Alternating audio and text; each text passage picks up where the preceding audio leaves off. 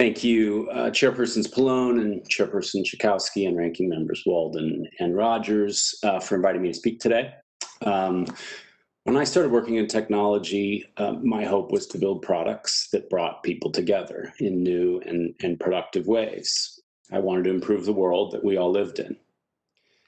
Instead, social media services that I and others have built have torn people apart with alarming speed and intensity.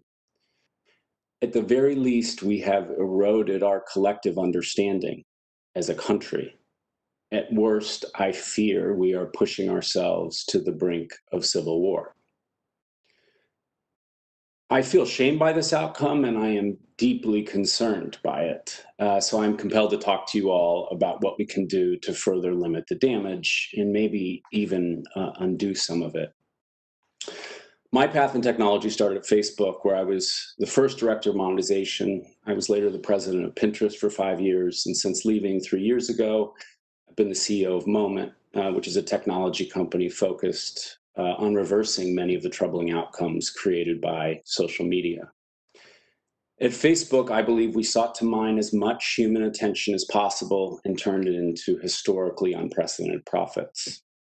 To do this, we didn't simply create something useful and fun.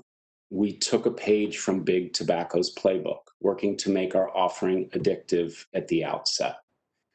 Tobacco companies initially just sought to make nicotine more potent, but eventually that wasn't enough to grow the business as fast as they hoped.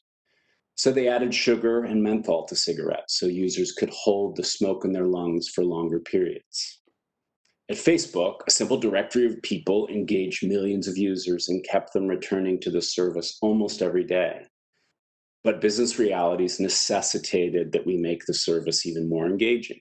So we added updates, photo tagging, and likes, which made status and reputation primary and laid the groundwork for the growing mental health issues we see resulting from these services. I left the company in 2010. But I continue to watch the company evolve and see the outcomes unfold. The next page in Big Tobacco's playbook was to add bronchodilators to cigarettes. This allowed the smoke to get in contact with more surface area of the lungs, allowing for misinformation, conspiracy theories, and fake news to flourish were Facebook's bronchodilators. But that incendiary content wasn't enough. Tobacco companies then added ammonia to cigarettes to increase the speed with which nicotine traveled to the brain. Facebook's ability to deliver this incendiary content to the right person at the right time in the exact right way through their algorithms, that is their ammonia. And we now know it fosters tribalism and division. Social media preys on the most primal parts of your brain. It provokes, it shocks, and it enrages. With misinformation, these companies hide behind the First Amendment and assert that they stand for free speech. But the algorithms continually choose which voices each of us actually hear. I don't think it's free speech that these companies revere.